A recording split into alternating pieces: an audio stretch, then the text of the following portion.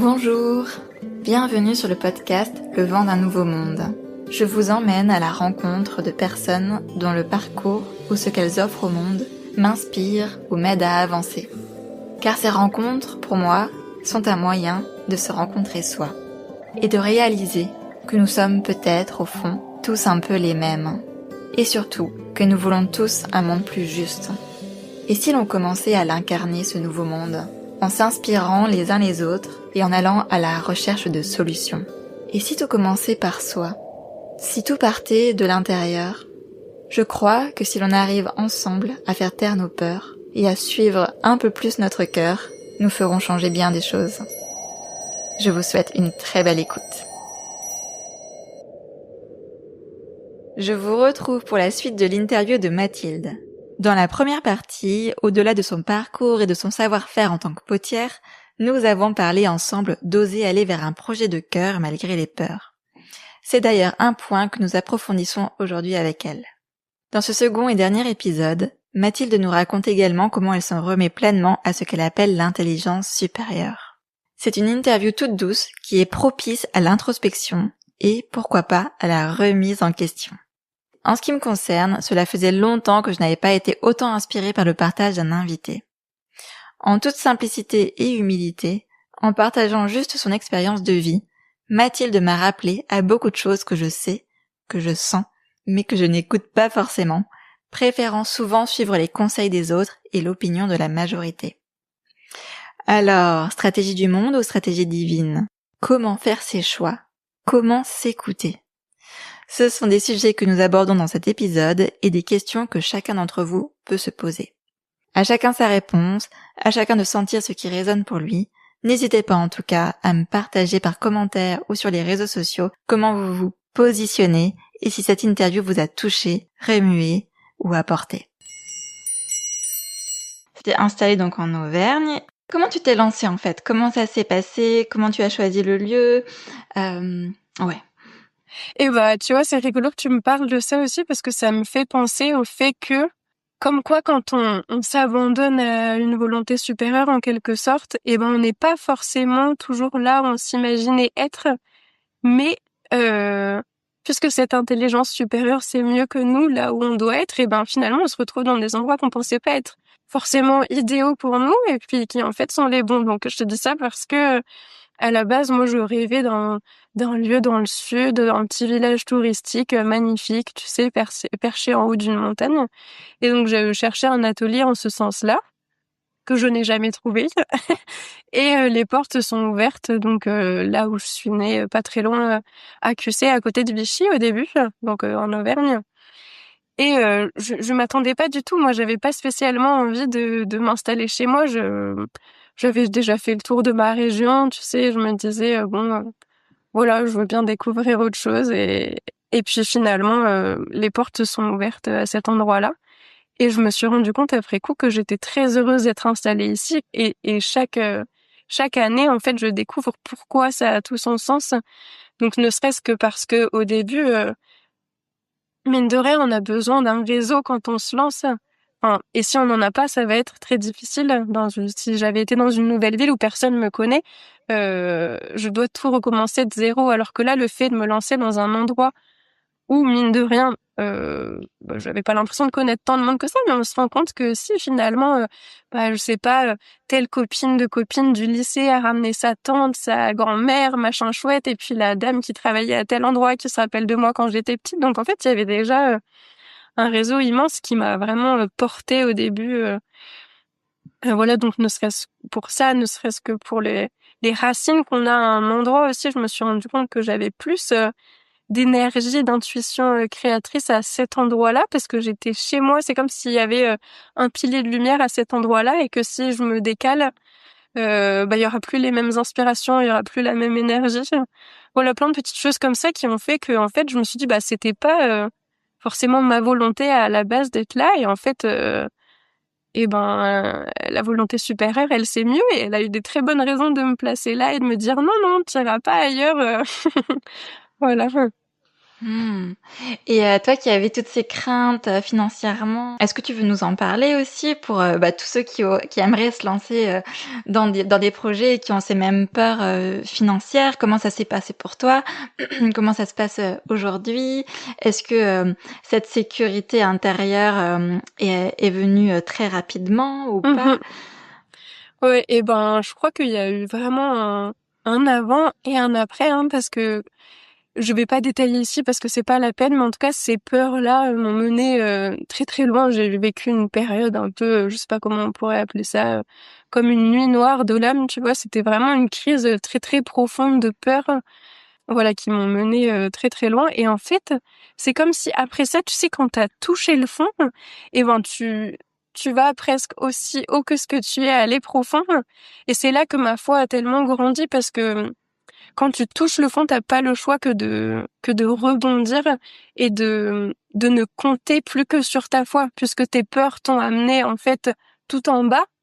Tu te dis bah plus aucune peur n'est utile en fait. Donc autant m'en délester complètement. Et c'est là que je me suis rendu compte à quel point euh, on a besoin d'une foi aveugle pour faire ce qu'on a envie de faire et à quel point toutes les logiques qu'on a dans le monde, tous nos soucis, toutes nos préoccupations, elles sont mais futiles et elles sont comme plein d'excuses en fait pour nous entraver dans ce qu'on veut faire. Et je me suis rendu compte que tous les soucis, toutes les préoccupations que j'avais, à aucun moment elles m'ont aidée. En fait, nous, ça nous rassure d'avoir des préoccupations, d'avoir des petits business plans, des petits machins, voilà.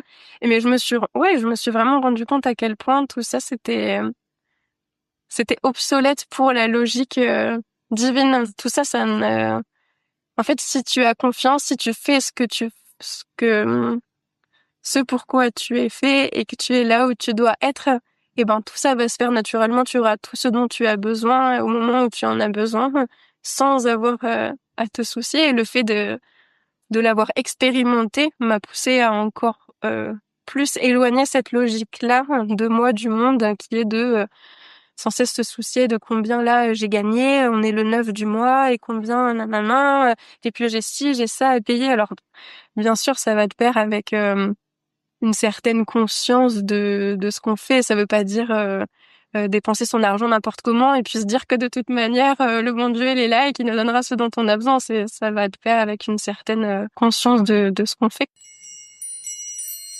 Qu'est-ce que tu dirais à quelqu'un qui n'a pas forcément, cette foi, Hmm. euh, mais qui, a un projet, mais n'ose pas se lancer parce que justement, il y a énormément de peur.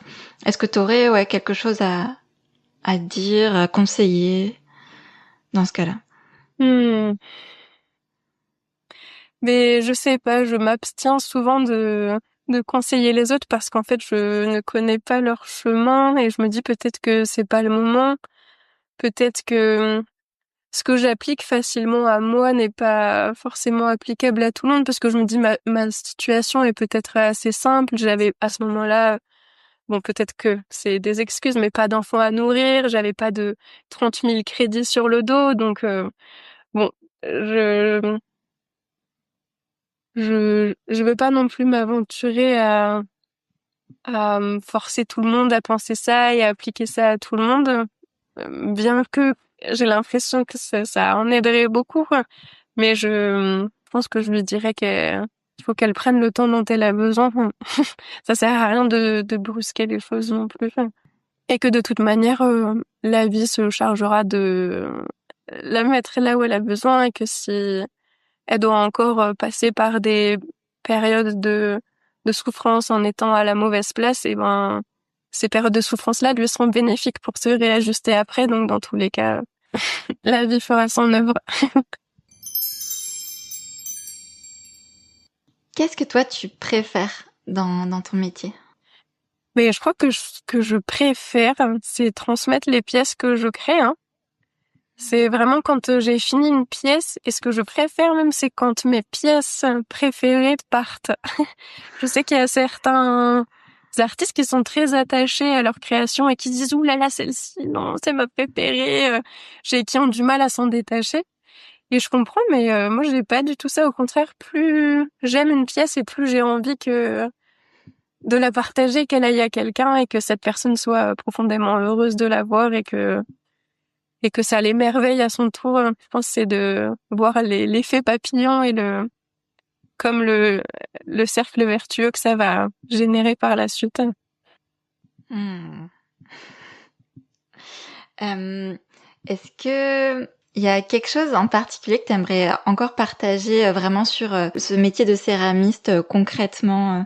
Il y a quelque chose qui te vient? Bah, c'est vrai qu'en tout cas, on me demande souvent, comme moi, j'ai pu demander des conseils avant de me lancer auprès de plein de potiers.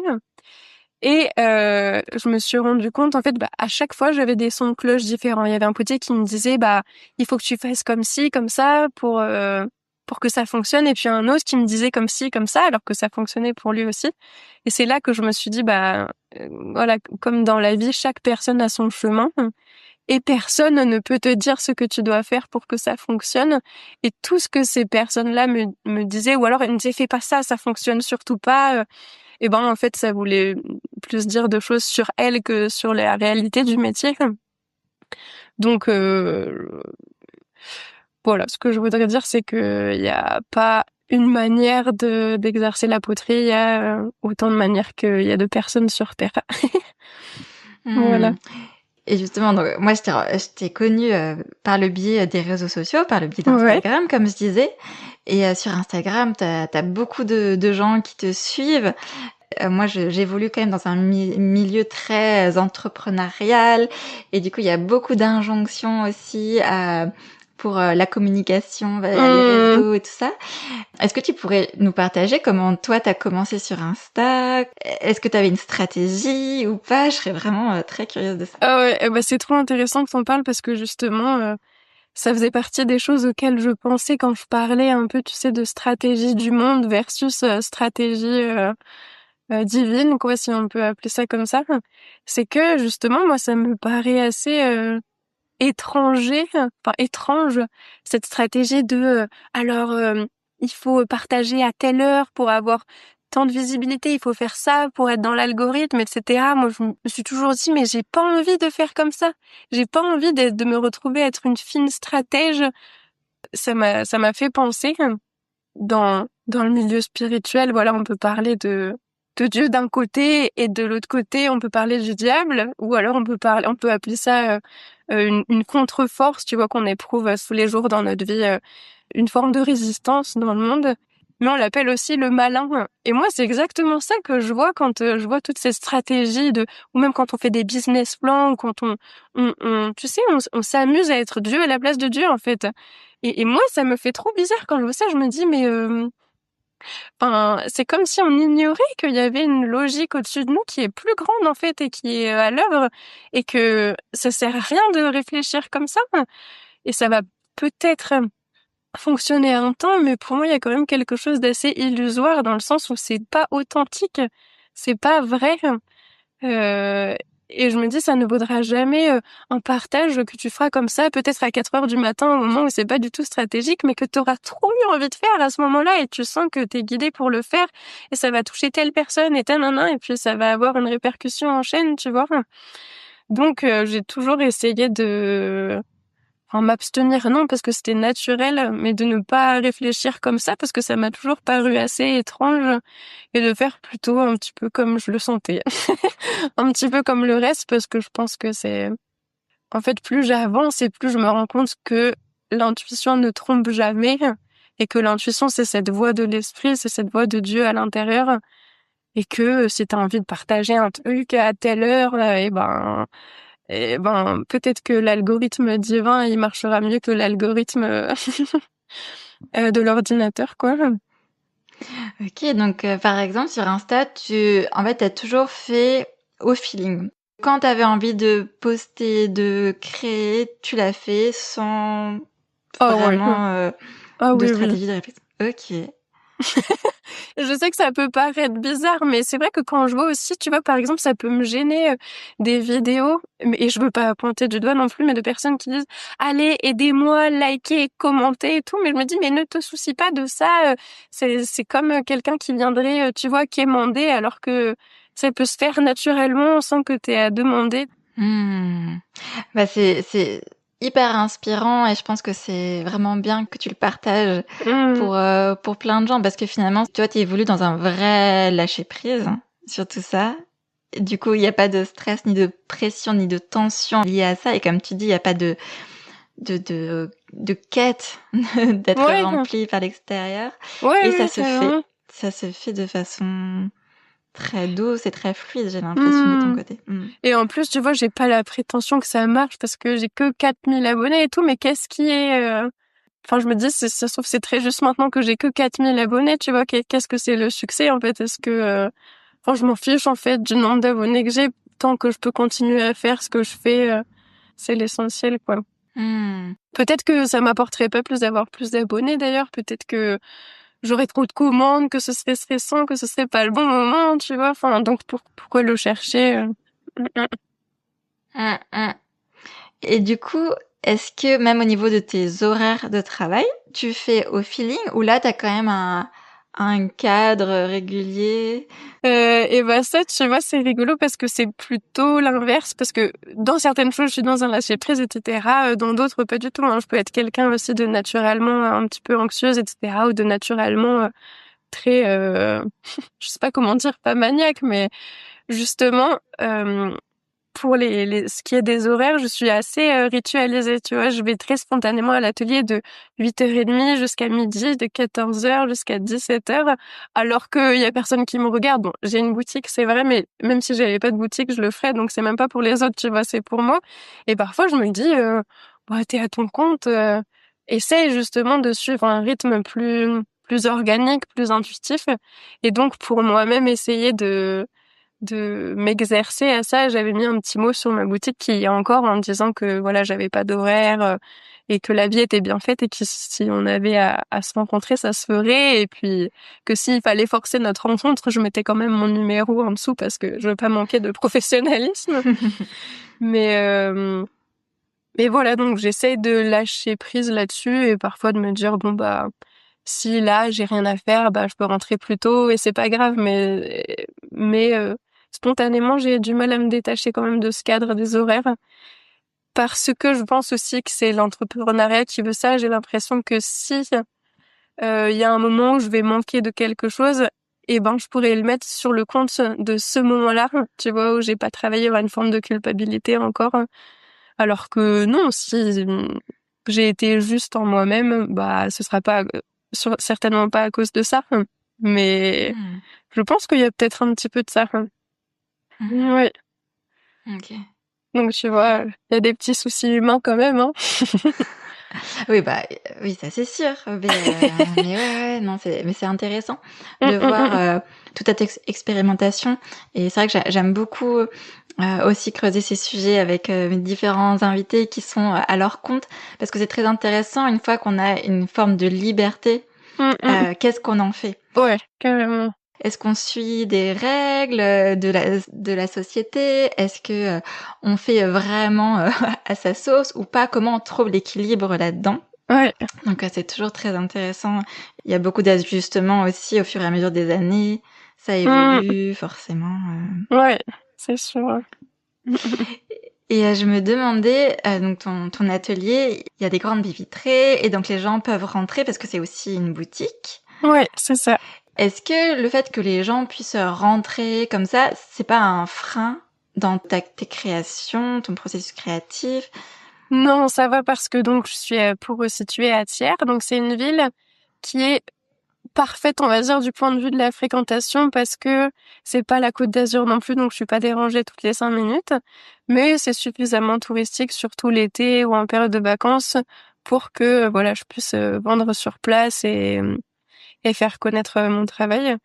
Mais je suis loin d'être dérangée à outrance, quoi. La plupart du temps, c'est plutôt un métier où on est assez seul. Et Thiers, c'est quand même une ville, oui, qui reste peu fréquenter le reste de l'année, donc j'y suis très très tranquille et je suis loin d'être dérangée. Et au contraire, quand les gens viennent, ça me fait du bien, ça compense avec ces périodes de solitude qui sont quand même majoritaires dans ce travail, quoi.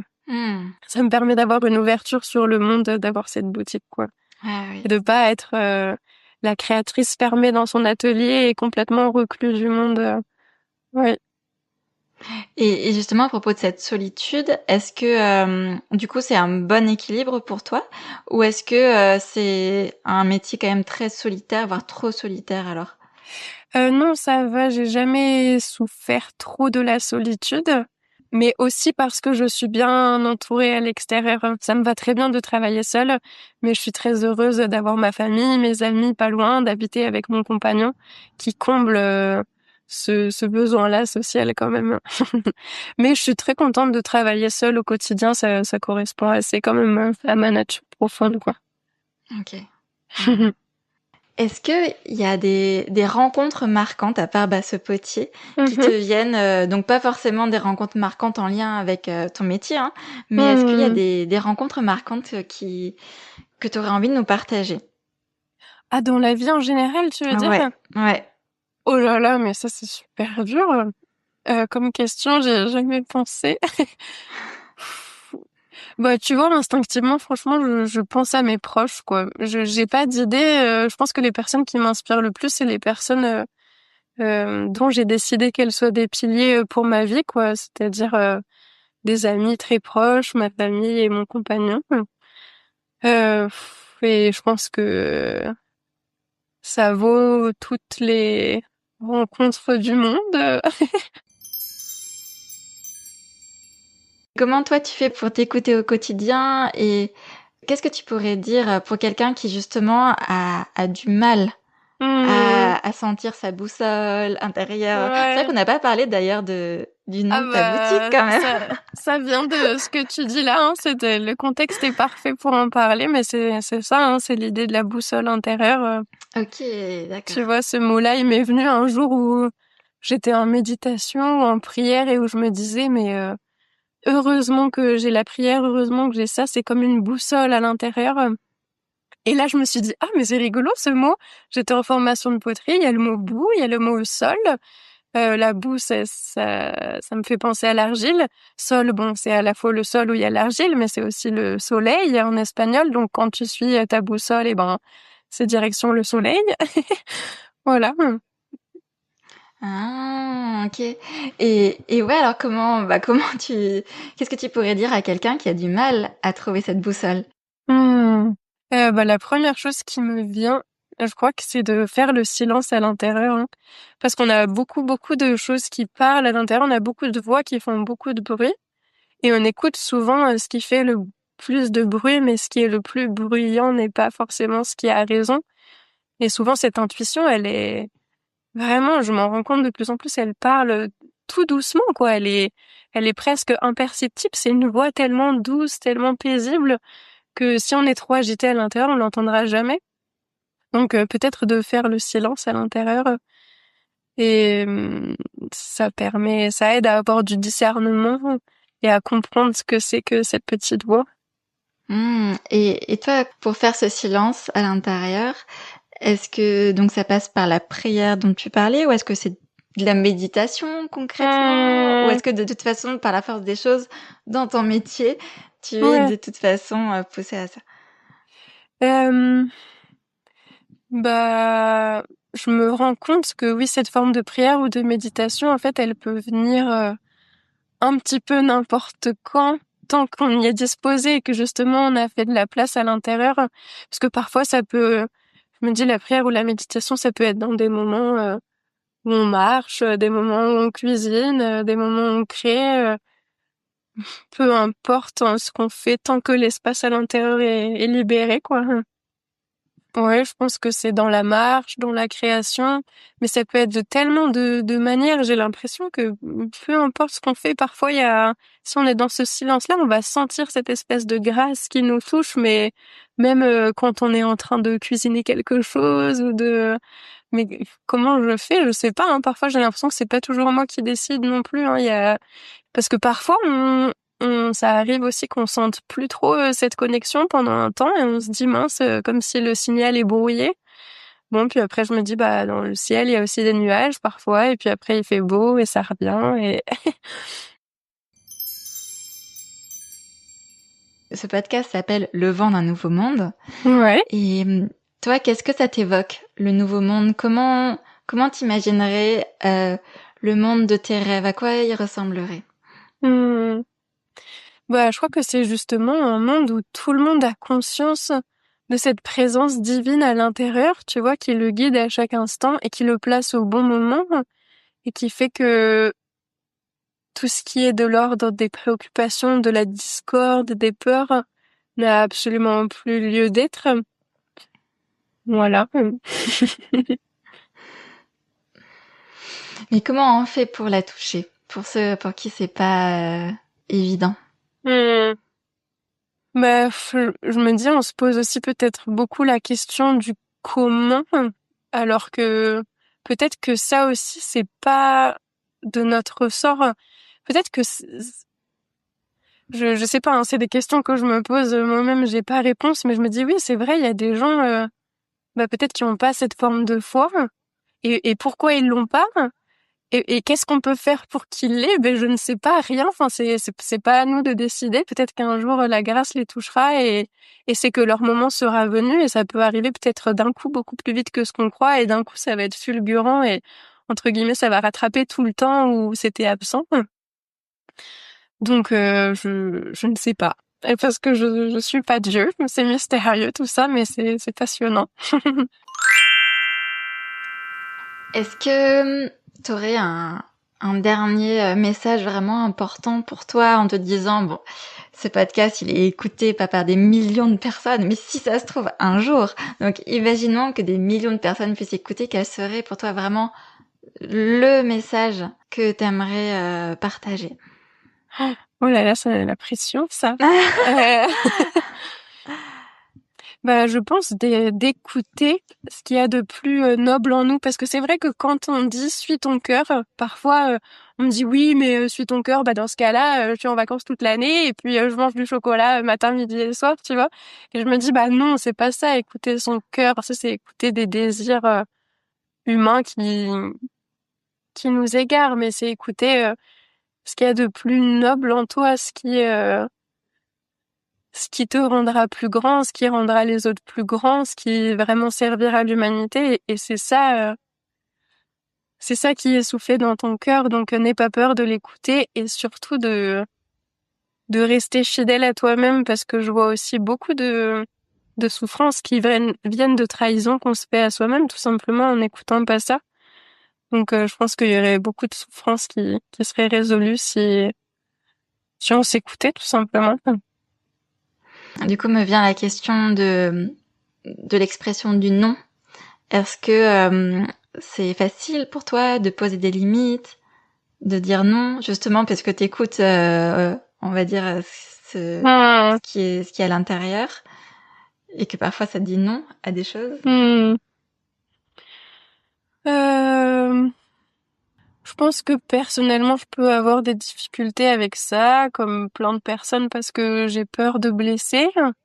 Mais j'ai aussi l'impression que parfois on dit non par par égoïsme, alors qu'on pourrait dire oui, et que parfois peut-être, tu vois, un excès de développement personnel peut nous amener à croire qu'il faut qu'on pose nos limites, etc. Et moi, ça me donne un peu l'image d'une barrière, en fait, qu'on construit les uns contre les autres, alors que parfois, si on disait oui, ça pourrait aussi nous alléger. Donc, ça dépend des cas de figure. Mais tout est dans le est-ce que ça va être un nom approprié ou pas, en fait. Parce qu'il y a des noms qui sont très justes et il y a des noms qui sont pas justes. Donc, c'est encore une question de discernement. Mais oui, effectivement, le non peut être très précieux, quoi. Si c'est dire non pour ne pas trahir son âme, bien sûr que oui, le non va être essentiel. Ouais, elle est intéressante cette image des barrières. Hum, hum, hum. Parce que parfois, en disant non, on se ferme aux autres, alors que si on avait dit oui, on se rend compte qu'on se serait ouvert, qu'on est peut-être passé à côté d'un oui qui nous aurait ouvert plein de choses. Mais dans d'autres cas, le non est essentiel, quoi. Et la dernière question, est-ce qu'il y a une musique ou une chanson qui t'a accompagné à un moment particulier de ta vie ou qui résume peut-être vraiment ton message le plus fort ou voilà, est-ce qu'il y a une chanson que tu as envie de nous partager? Et oui, c'est rigolo quand tu m'as demandé ça, j'ai pas eu d'idée particulière de chanson, alors que sûrement que il y en a énormément que j'ai adoré, qui ont accompagné des moments de vie, parce que oui, la musique c'est très important pour moi, c'est vrai, ça me guide beaucoup dans mes créations. Mais là, j'en avais pas qui me venait en particulier, donc je me suis dit que j'allais te partager simplement une musique que j'ai écoutée hier, que j'ai découvert par hasard sur Instagram, qui m'a été proposée, tu sais, quand tu partages une story, et que j'ai trouvé mais géniale et qui m'a rappelé que j'aimais aussi ce genre de musique, parce que j'ai plutôt tendance à écouter, oui, des choses entre guillemets à mon image, tu vois, qui sont calmes, qui sont douces, qui sont poétiques. Et hier, cette chanson, c'était une chanson plutôt, tu sais, dans le style folk, petite musique, un petit peu, comment dire, populaire, avec de l'accordéon, etc., très joyeuse. Et j'ai adoré écouter cette musique. J'en écoutais beaucoup quand j'étais au lycée. Et je me suis dit, mais en fait, j'adore parce que c'est hyper simple. Je sens que ces personnes, quand elles ont fait cette musique, c'est juste la joie simple d'être là, tu vois, sans aucune préoccupation. Et il y a peut-être pas eu de volonté de transcendance ou de je sais quoi quand elles ont fait la musique, mais juste c'est la joie simple de vivre ici, quoi. Et j'ai trouvé ça magnifique. Donc ça s'appelle Antonio Grosso Band. Et voilà, cette musique c'était Semitoni, mais il y en avait plein d'autres de ce groupe-là qui étaient super chouettes et qui me rappelaient une belle simplicité dont on a bien besoin, je pense. Ben, merci beaucoup Mathilde. Merci pour cette interview, c'était un super De moment. rien, merci énormément à toi Raphaël. Franchement, j'ai parlé de choses dont je n'ai jamais parlé. C'était un petit peu intimidant, mais c'était très intéressant, très riche et voilà, merci pour ta confiance.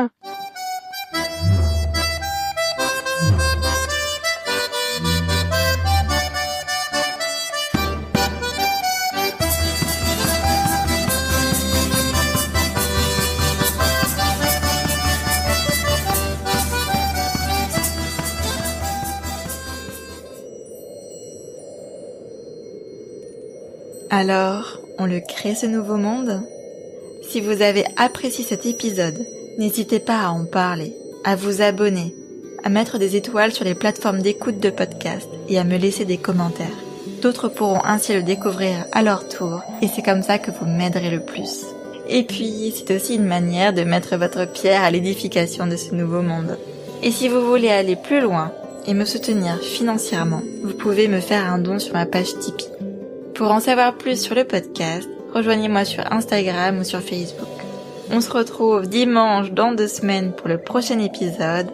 Et en attendant, n'hésitez pas à danser avec le vent du changement.